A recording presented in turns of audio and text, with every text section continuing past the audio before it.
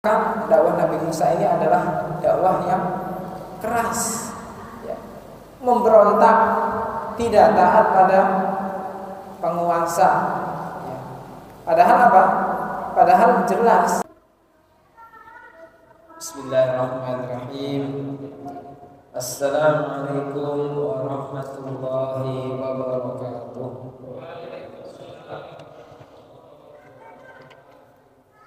Innal hamdalillah nahmaduhu wa nasta'inuhu wa nastaghfiruhu wa nastahdihi wa natubu ilaihi wa natawakkalu alaihi wa na'udzu bihi min shururi anfusina wa min sayyiati a'malina. May yahdihillahu fahuwal muhtadi wa may yudlil falan tajida lahu waliyyan mursyida. Asyhadu an la ilaha illallah wahdahu la syarika lah wa asyhadu anna Muhammadan abduhu wa rasuluhu la nabiyya ba'da. A'udzu billahi minasyaitonir rajim. Bismillahirrahmanirrahim. Ya ayyuhalladzina amanu taqullaha haqqa tuqatih wa la tamutunna illa wa antum muslimun. Amma ba'd. Puji syukur marilah senantiasa kita panjatkan kepada Allah Subhanahu wa taala di malam hari yang cerah ini. Kita masih dilimpahkan berbagai nikmat, nikmat sehat, nikmat kesempatan, dan yang tidak kalah penting adalah nikmat iman dan Islam.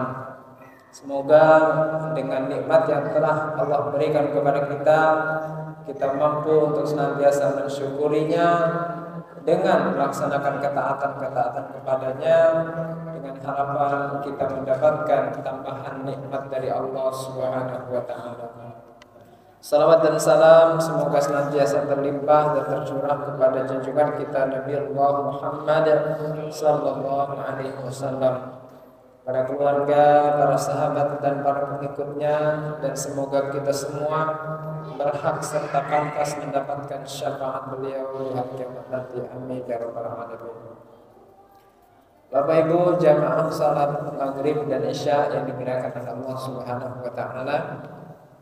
Pada kesempatan kali ini kita akan melanjutkan kembali pembahasan tafsir Al-Qur'an yang kemarin sudah sampai pada ayat yang ke-42, yaitu tentang sifat-sifat buruk Bani Israil yang harus kita jauhi. Apa saja dari ayat 41-nya, yaitu mengingkari suatu ilmu. Orang-orang Bani Israil mereka mengetahui suatu ilmu, mengetahui kebenaran, tetapi diingkari dengan perbuatan mereka. Sudah tahu bahwa ini halal, ini haram, tetapi dilanggar. Jadi mengingkari bukan hanya dengan hati, ada mengingkari dengan hati, ada juga mengingkari dengan perbuatan. Nah, orang-orang Bani Israil tahu bahwa Nabi Muhammad SAW adalah Nabi yang terakhir, Nabi yang telah dijanjikan oleh Nabi Musa dan telah dijanjikan oleh Nabi Isa, namun mereka enggan. Mereka tahu bahwa Nabi Muhammad adalah seorang Nabi dan Rasul dari Allah Subhanahu wa taala, tapi mereka enggan untuk beriman. Mengapa? Karena bukan dari golonganku, bukan dari suku Bani Israil, bukan dari keturunan Israel, tetapi datang dari bangsa yang lain. Maka bahaya Bapak Ibu sekalian ketika kita milih-milih suatu kebenaran dilihat dari siapa yang menyampaikan. Oh, yang menyampaikan bukan orang suku saya, gak cocok. Oh, yang menyampaikan bukan orang ormas ini, saya gak cocok. Oh, bukan dari sini, gak cocok. Padahal yang disampaikan adalah kebenaran. Maka kita jangan melihat suatu kebenaran dari orangnya, tetapi kita harus lihat apa yang disampaikan. Ketika disampaikan adalah memang kebenaran Al-Quran, ayat-ayat Allah, kemudian hadis-hadis Rasulullah SAW, maka kita terima. Maka ada seorang ulama yang mengatakan, ketika ada kebenaran, tutup mata, pasang telinga. Ketika ada yang menyampaikan kebenaran, tutup mata, pasang telinga. Maksudnya apa, Pak? Jangan lihat orangnya. Takutnya kita gagal konsentrasi, gagal fokus. Oh, orangnya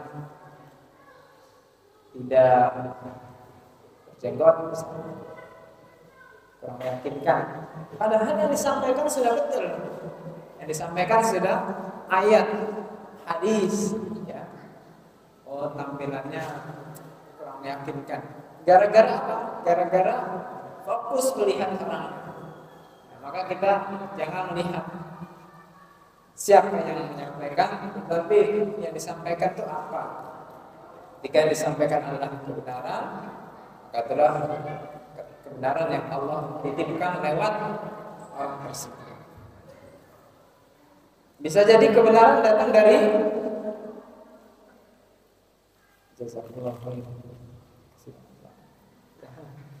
bisa jadi kebenaran datang dari orang yang bukan siapa-siapa, atau dari hamba sahaya, atau dari seorang yang miskin, dari seorang yang tidak ada kedudukannya di masyarakat, tapi yang disampaikan kebenaran.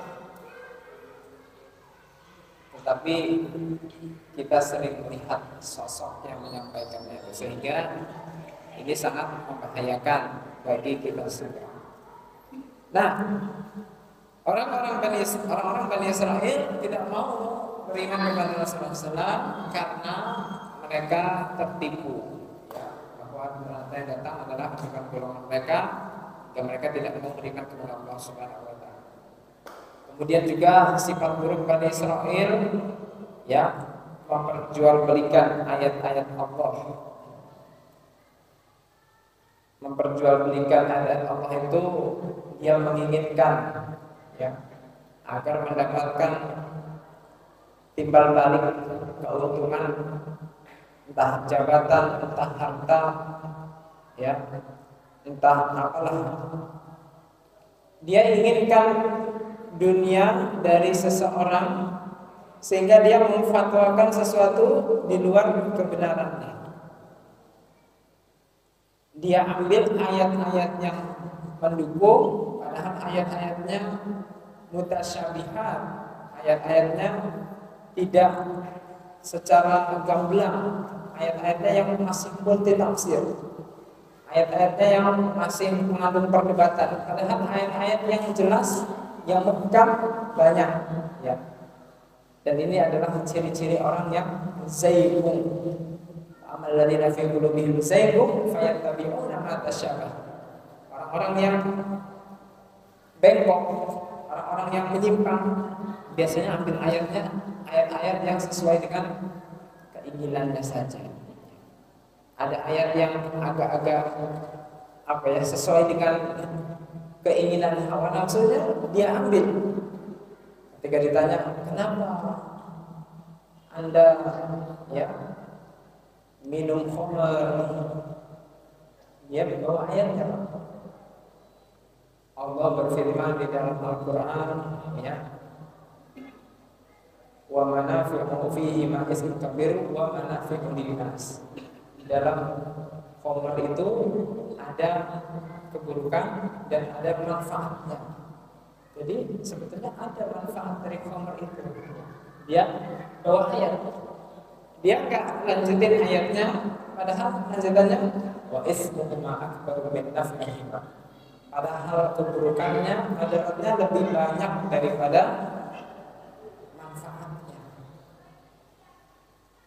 Sebetulnya hal-hal yang diharapkan oleh Allah itu kalau mau diakal-akali banyak manfaatnya. Contoh misalnya khamar untuk menghangatkan tubuh katanya. Saya juga nggak pernah. Kemudian apa lagi? Daging ular katanya bisa, darahnya bisa menimbulkan keberanian. Nggak tahu betul apa enggak. Manfaatnya dibuat-buat. Ada juga daging babi. Ya, daging babi itu ternyata setelah masuk ke laboratorium, setelah dipanaskan 200 derajat Celcius, cacing pitanya pada mati. Nah, berarti sudah tidak ada lagi penyakitnya. Berarti halal. Halal apa? Tidak. Mau dia nggak ada cacing pitanya, mau ada, sama saja haram. Karena dari awal diciptakan oleh Allah, memang babi itu adalah najis. Selain najis sudah disebutkan berkali-kali dalam Al-Quran. Hurrima 'alaikum al-maitatu wad-damu wa lahmal khinzir. Daging babi diharamkan. Wal khamr, ya, minuman yang memabukkan juga diharamkan. Jadi kalau mau dicari-cari manfaatnya, memang ada manfaatnya, tetapi Allah ingin menguji sebesar apa ketaatan kita kepada Allah Subhanahu wa taala. Ya, kalau pernah suatu ketika ada sahabat Rasulullah SAW yang bertanya, "Ya Rasulullah, mengapa daging bangkai itu atau binatang yang sudah menjadi bangkai itu kenapa diharamkan, padahal bisa digunakan untuk, ya, lemaknya itu bisa digunakan untuk mengecat kapal, ya, untuk mengecat kayu kapal, kemudian untuk penerangan, untuk bahan bakar, ya. Zaman dulu, ya, lemak-lemak bangkai itu bisa digunakan untuk dipanaskan, kemudian jadi cair, jadi minyak, katanya sih seperti itu. Kemudian bisa juga digunakan untuk ngecat kayu kapal biar lebih kuat. Lalu kata Rasulullah SAW apa? La huwa haram. Tidak sekali haram, tetap haram, ya. Karena bangkai diharamkan oleh Allah Subhanahu wa taala. Tidak boleh dimakan, tidak boleh dimanfaatkan, tidak boleh dijual, tidak boleh untuk macam-macam. Maka ketika Allah Subhanahu wa taala mengharamkan sesuatu, tugas sebagai orang yang beriman langsung sami'na wa ata'na. Kami dengar ya Allah dan kami taat. Apapun manfaatnya kami tinggalkan, enggak ada manfaatnya. Kalau sudah Allah larang, enggak ada manfaatnya. Ya. Inilah yang harusnya diyakini oleh orang-orang yang beriman. Jamaah yang dimuliakan oleh Allah Subhanahu wa taala, lalu sifat Bani Israil selanjutnya adalah mencampur adukan antara yang kebenaran dengan kemungkaran, kebatilan. Ya. Pada zaman dahulu, ya, Nabi Musa alaihissalam, beliau adalah seorang nabi dan rasul yang diutus oleh Allah Subhanahu wa taala untuk menyampaikan risalah kepada Bani Israil. Lalu apa yang dilakukan oleh Bani Israil?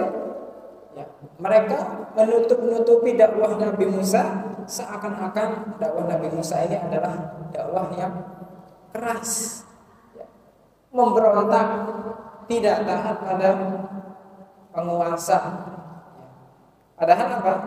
Padahal jelas, ya, yang disampaikan oleh Nabi Musa adalah wahyu dari Allah Subhanahu wa taala. Talbis wala talbisul haqq bil batil. Sebagian ulama mengatakan menutupi suatu kebenaran dengan seakan-akan jelek. Ini misalnya bagus ya Pak ya, dibungkus dengan bungkus yang membuat orang melihatnya jelek. Talbisul haqq, ini hak, kemudian ditalbis atau ditutupi dengan kejelekan, sehingga orang antipati terhadap dakwah. Padahal dakwah mengingatkan kebaikan, mengingatkan orang untuk kembali kepada Allah Subhanahu wa taala dibilangnya radikal. Dakwah mengingatkan para pemimpin, ya, ad-dinun nasiha, mengingatkan, menasihati para penguasa. Qalu liman ya Rasulullah, ya, nasihat itu untuk siapa aja ya Rasulullah? Dan kata Rasulullah SAW, nasihat itu untuk Allah, untuk Rasulnya, dan untuk orang-orang yang beriman, dan a'immatul muslimin wa ammatihim, untuk para pemimpin dan untuk semua kaum muslimin. Jadi kita saling mengingatkan, bukan hanya kepada sesama kita, tetapi kepada penguasa juga harus kita ingatkan. Karena gini Pak, orang-orang kalau sudah berkuasa itu pasti lupa. Ya, ini kejadian di tempat saya, ada orang yang sudah, ya, sebelum berkuasa dia dekat sekali dengan masyarakat, lari pagi, ya kan, kemudian ada 17-an ikut. Setelah jadi penguasa, ya, jangankan ikut, ya, nongol saja tidak pernah. Artinya itu sudah lupa pada rakyat kecil, lupa pada kesengsaraan yang akan harusnya dia perjuangkan. Niatnya awalnya ingin mengentaskan masyarakat dari kemiskinan, dari kesengsaraan, tapi sudah duduk di kekuasaan, wah, lupa. Ya, entah karena banyak hal. Jadi karena lupa itulah kewajiban kita sebagai rakyat untuk mengingatkan, ya, mengingatkan jangan sampai berbuat zalim, jangan sampai korupsi dan lain sebagainya. Nah, orang-orang yang mengingatkan, ya, harusnya kita dukung. Bukan malah dicap sebagai radikal, dicap sebagai orang-orang yang tidak pro pemerintah. Sebetulnya orang yang mengingatkan pemerintah adalah orang yang sangat pro. Justru yang memuji-muji pemerintah ini justru menghancurkan. Maka ulama yang mengatakan sesungguhnya, ya, kritikan itu adalah sangat menyelamatkanku. Sebaliknya pujianmu adalah maut bagiku. Penguasa sekarang pokoknya dipuji terus Pak, sama bawahannya. Luar biasa, mantap. Kalau nggak komen di grup, ya, nanti kurang loyal kepada pimpinan yang banyak kritik, ya, seakan-akan dia adalah orang yang tidak mendukung program, tidak mendukung kinerja atasan, ya. Pokoknya semua harus memuji-muji dia. Padahal pujian itu adalah racun, ya. Kalau seseorang mau sadar, pujian itu adalah racun. Jadi bapak-bapak jangan suka Pak dipuji.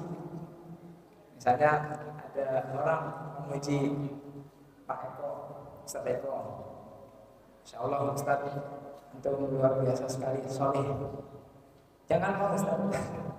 Kalau dipuji sama orang lain, ya, itu membahayakan, membuat seseorang itu terbuai sehingga menjadikan dia lupa untuk mengkoreksi dirinya, bahkan menjadi, wah, ternyata saya hebat juga ya. Tapi kalau seseorang dikritik, Ustaz atau Pak, antum itu tolong hubungan dengan masyarakat diperbaiki. Oh, akhirnya kalau orang mau merenung, ya, dia akan, oh iya juga ya. Kira-kira kalau dikritik suka tidak Bapak-bapak? Tapi suka dipuji atau suka dikritik? Suka dua-duanya aja lah. Tapi jangan dikritik terus, ya. Kalau dikritik terus, ya, nanti nggak ada benarnya, nggak ada baiknya. Menjadikan seseorang itu putus asa. Ya, harus seimbang. Artinya kita siap dipuji, kita juga siap untuk dikritik. Jemaah yang dimuliakan oleh Allah Subhanahu wa taala. Kemudian sifat buruk Bani Israil yang selanjutnya adalah wataktumul haqqo, dan menyembunyikan kebenaran. Ya. Ada kebenaran yang datang kepada mereka, ya. Kemudian harusnya disampaikan kepada orang-orang, malah disembunyikan. Karena zaman dahulu pada saat itu yang tahu bahwa Nabi Muhammad adalah Rasulullah adalah hanya orang-orang ahlul kitab dari Bani Israil, orang-orang musyrikin. Kemudian para penduduk Madinah yang awam, mereka tidak tahu, sehingga mereka konfirmasi dulu kepada orang-orang yang pintar, orang-orang ahli kitab. Ya, datang kepada ulama-ulama Yahudi, wahai ulama Yahudi, benar enggak orang yang datang itu adalah Rasul terakhir Muhammad? Akhirnya apa yang terjadi? Mereka menyembunyikan. Oh, enggak betul itu. Tidak ada ayatnya yang menyebutkan bahwasanya akan datang Nabi yang terakhir, Rasul yang terakhir. Nabi yang terakhir dan Rasul yang terakhir, ya Nabi Isa, menurut mereka, karena ayatnya mereka sembunyikan.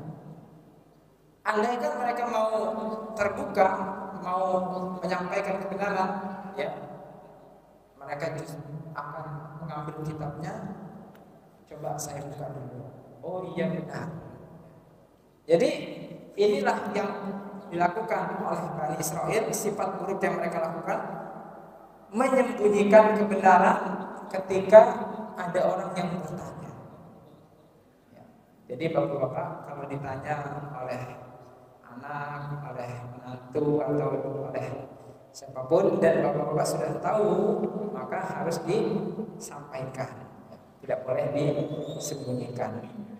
Misalnya, Pak, bagaimana hukumnya kalau misalnya saya ya tinggal satu rumah sama ipar? Bapak-bapak sudah ngaji, sudah tahu, oh tidak boleh tinggal sama ipar. Jangan malah disembunyikan. Oh ya udah, nggak apa-apalah. Karena yang sangat-sangat berbahaya adalah seseorang yang tinggal bersama iparnya. Dan ini adalah sesuatu yang sudah banyak terjadi. Akhirnya apa yang terjadi? Banyak, maaf, nauzubillah min dzalik, perselingkuhan dengan iparnya sendiri. Gara-gara kurangnya ilmu. Kenapa kurangnya ilmu? Salah satu di antaranya adalah karena kurang tersampaikannya ilmu. Ya. Maka kita kalau sudah mengetahui sesuatu, balighu anni walau ayat, sampaikanlah kebenaran itu walaupun hanya satu poin yang kita dapatkan, hanya satu ayat yang kita dapatkan, sampaikan. Tidak boleh main judina, boleh ikut investasi nggak jelas itu.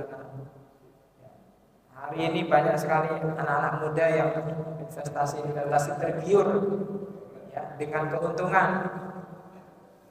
Hanya dengan investasi 5 juta ya, tunggu setiap bulannya akan mendapatkan 15%. Tanpa bekerja, tanpa berkeringat, tinggal tidur saja ya. Ini usaha macam apa ini? Bagaimana kalau seandainya ya tiba-tiba bangkrut? Iya, kalau bangkrut beneran, rugi beneran. Kalau sebetulnya nggak rugi, tapi duitnya dibawa kabur. Alasannya karena bangkrut, karena rugi. Dan ini banyak sekali yang terjadi.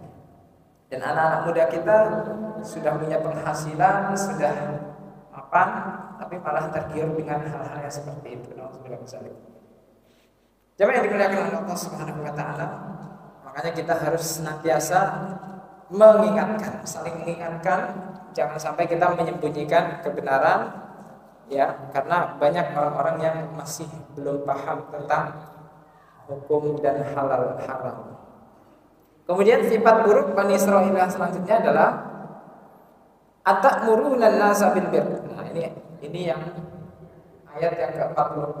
Nah, ini yang akan kita bahas pada kesempatan kali ini. A'udzubillahi minasyaitonir rajim. Bismillahirrahmanirrahim. atamuruna an-nasa bil birri wa tansawna anfusakum wa antum tatluna al-kitab afala ta'qilun. Artinya, apakah kalian menyuruh manusia untuk kebaikan sementara kalian melupakan diri kalian sendiri, padahal kalian membaca Alkitab? Tidakkah kalian berpikir? Ya. Ini sangat-sangat tercela ketika seseorang ya rajin menasehati orang lain, rajin memberitahu kebaikan kepada orang lain, tapi dirinya sendiri jauh dari kebaikan.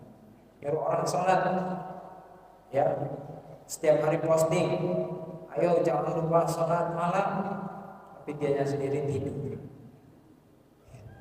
Ada nggak ya Pak? Nggak ada ya? Nggak ada di sini, insya Allah nggak ada.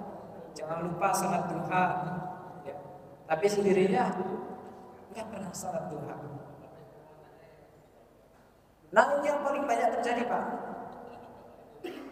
orang tua sering mengingatkan anaknya, ya, ibu-ibu apalagi. Nah, jangan nonton TV terus, ya. Tapi ibunya nonton sinetron, ya. Tapi insya Allah di sini nggak ada. Jangan main HP terus, nah. Tapi setiap hari pegang HP. Bagaimana? Karena terkadang anak-anak itu bingung, ya, kasihan anak-anak dilarang, tapi lihat kenyataannya, dilarang tapi kok orang tuaku sendiri malah mengerjakannya. Berarti ini sebetulnya dilarang apa enggak sih? Jadi bingung. Nah, yang sering terjadi adalah dari orang tua kepada anak.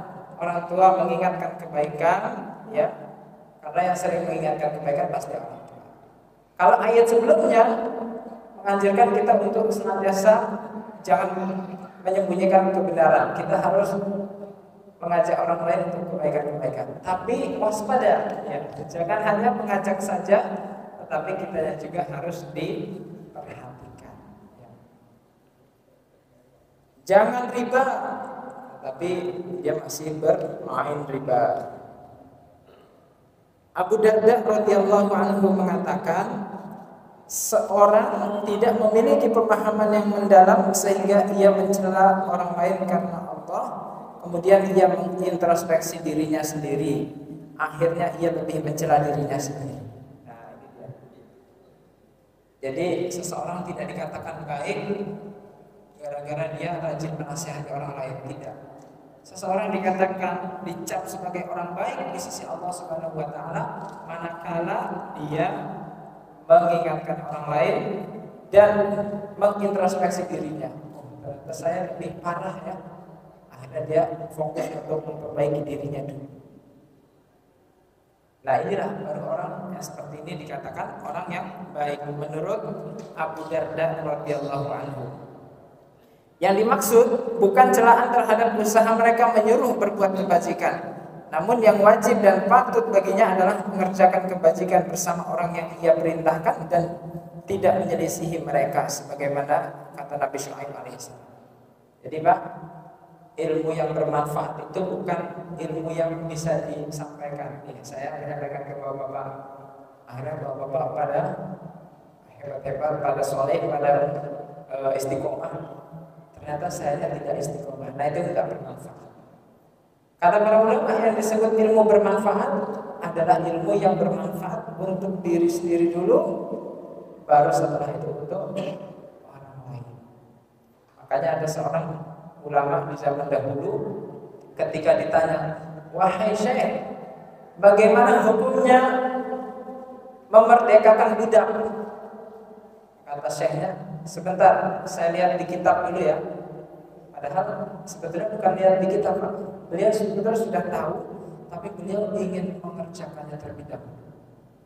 Akhirnya ditunggu sampai 1 hari, 2 hari, 3 hari, sampai seminggu, sampai 1 bulan. Orang itu datang lagi. Wahai Syekh, hukumnya seperti apa? barulah dijawab sama Syekh. Hukumnya memerdekakan budak itu adalah sunnah dan mendapatkan pahala yang besar di sisi Allah Subhanahu wa taala. Dan beliau mengucapkan itu setelah beliau mengerjakannya. Karena beliau takut kalau beliau menyampaikan sesuatu yang beliau belum kerjakan. Ya. Nyuruh orang atau menyampaikan bahwasanya memerdekakan budak adalah hukumnya sunnah, sangat dicintai oleh Allah. Ayo merdekakan budak, tapi dirinya sendiri belum pernah. Nah, itu sangat ditakuti oleh ulama pada zaman itu. Maka ya saya tentu masih banyak sekali kekurangan. Saya juga masih terus belajar ya, karena yang paling penting itu adalah atau yang paling baik di antara kita itu adalah bukan yang menyampaikan, tapi yang terbaik dari kita adalah yang bisa mengamalkan apa yang sudah kita pelajari. Ya. Al-ilmu bila amalin kasyajari bila sabar. Ilmu tanpa amal itu ibarat ya buah tanpa, atau ibarat pohon tanpa buah, nggak ada manfaatnya. Seseorang sudah menyampaikan ke sana kemari, tapi dirinya sendiri belum pernah beramal, maka kasyajari bila sabar. Dia seperti pohon yang tidak ada buahnya, tidak bermanfaat. Ya. Kemudian apa kata Nabi Syuaib alaihi salam? Ma uridu an ukhalifakum ila ma anhaakum an, in uridu illa al-islaha mastata', wa ma taufiqi illa billah, alaihi tawakkaltu ilaihi unib. Aku tidak berkehendak menyalahkan kalian. Aku tidak bermaksud hanya kecuali untuk mendatangkan perbaikan selama aku masih berkesanggupan, dan tidak ada taufik bagiku melainkan dengan pertolongan Allah. Hanya kepada Allah lah aku bertawakal.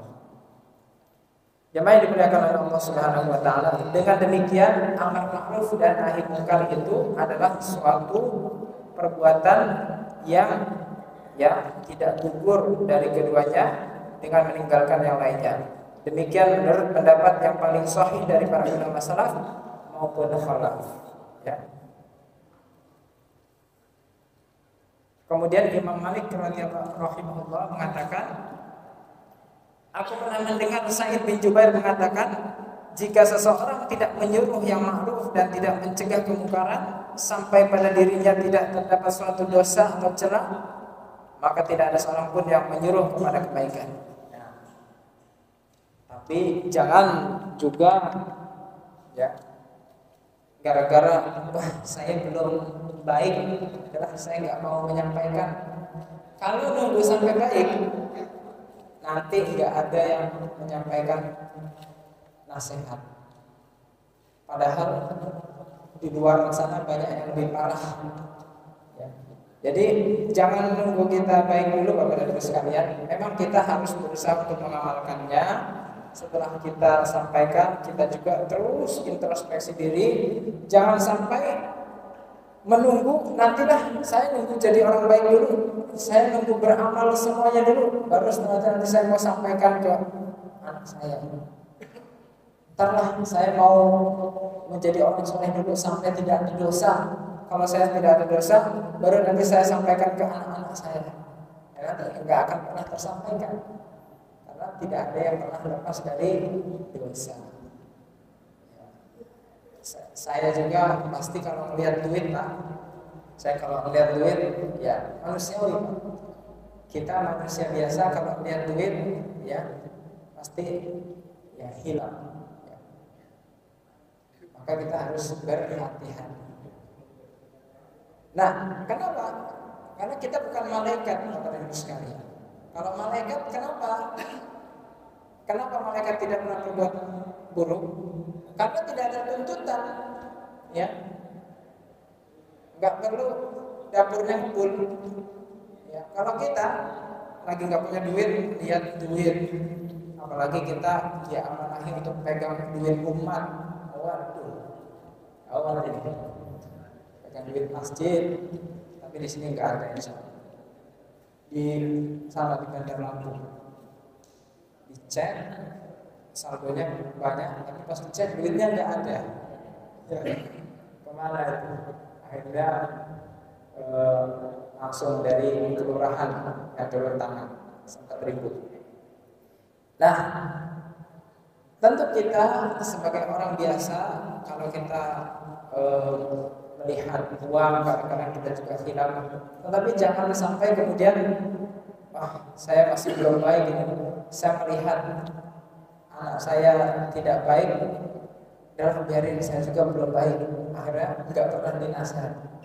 Tentu kita menasihati anak kita dan kita juga berusaha untuk terus memperbaiki diri, jangan sampai nggak ada manfaat sama sekali kitanya nggak mengingatkan ke anak, kemudian kitanya juga belum berubah dan tidak akan pernah kita pasti terbebas dari namanya dosa.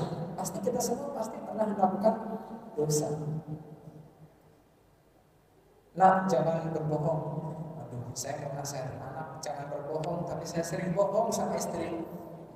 Misalnya, nah jangan bohong. Aduh, tapi saya juga masih banyak bohong. Dan nggak usah dinasihatin.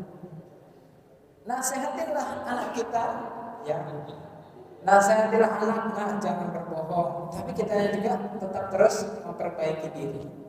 Jangan kemudian kita nggak mau menasihati gara-gara kitanya juga misalnya pernah berbohong. Kita memang pernah berbohong, tapi kita terus menasihati. Ya, itu kata Imam Malik rahimahullah ta'ala. Nah, yang terpenting adalah jangan sampai seperti seseorang yang ketika menasehati manusia, namun dia seperti lilin, ya. Lilin tahu kan? Menerangi sekelilingnya, semuanya dapat bermanfaat, dapat cahaya, tetapi dirinya sendiri hancur, dirinya sendiri lilin terbakar, habis. Semuanya bisa mendapatkan manfaat dari lilin, terang, jadi bisa melihat sesuatu, tetapi si lilin itu sendiri dirinya terbakar. Nah, kita jangan sampai seperti lilin yang mana ketika kita terus menyampaikan kebaikan, tetapi kita malah nggak ada introspeksi diri, kita malah terus asik dengan perbuatan-perbuatan yang tidak baik yang dilarang oleh Allah Subhanahu wa taala. Baik, jamaah yang dimuliakan oleh Allah Subhanahu wa taala, semoga sifat-sifat Bani Israil yang buruk itu bisa kita jauhi, ya, agar kita menjadi orang-orang yang dicintai, diridai oleh Allah Subhanahu wa taala. Sementara mereka orang-orang Bani Israil, ahlul kitab, mereka lu'inal ladzina kafaru min Bani Israil. Mereka dilaknat oleh Allah Subhanahu wa taala gara-gara sifat-sifat mereka banyak yang tidak bersesuaian dengan aturan-aturan Allah Subhanahu wa taala. Sifat-sifat buruk, sifat-sifat licik, menukar kebaikan dengan keburukan, kemudian menyembunyikan kebaikan, kemudian ya intinya sifat-sifat yang kita sebutkan itu sifat-sifat licik, Pak. Jadi kita jangan sampai menjadi orang yang licik seperti Bani Israil. Jadilah kita orang-orang yang istiqomah, jadilah kita orang-orang yang baik agar kita diridhai oleh Allah Subhanahu wa taala. Wallahu a'lam bishawab. Mungkin itu yang saya sampaikan. Subhanakallahumma wa bihamdika asyhadu an la ilaha illa anta astaghfiruka wa atubu ilaik. Billahi taufiq wal hidayah. Assalamualaikum warahmatullahi wabarakatuh. Waalaikumsalam.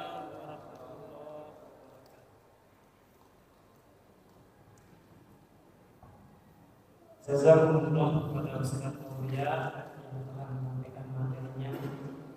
Saya simpulkan ya. Kesimpulannya bahwasanya orang-orang Yahudi mempunyai sifat-sifat yang harus kita jauhi. Tadi beliau sampaikan ada 4. Yang pertama, tahu kebenaran tapi nggak mau melaksanakannya. Orang Yahudi. Kedua, menjual ayat-ayat Allah Subhanahu wa taala. Menjual ayat-ayat Allah Subhanahu wa taala. Ayatnya dia pakai untuk kepentingannya sendiri. Hati-hati nanti kalau pas pilkada itu. Pilkada itu ya. Itu ada yang kadang-kadang ada ya, calon yang memang menggunakan ayat untuk kepentingan pribadi dia. Kemudian yang ketiga, sifat Yahudi adalah mencampur adukan antara yang hak dengan yang batil. Hak dan batil dicampur aduk. Kemudian yang keempat yang beliau sampaikan, menyuruh kebaikan tapi dia lupa terhadap kebaikan dirinya, lupa mengerjakan ini. Saya ngeri juga dengar ini karena yang sering menyampaikan kebaikan siapa Pak kira-kira? Yang di depan. Yang di depan. هبت كالريح كالريح كالريح قوية هبت كالنار كالنار كالنار مضية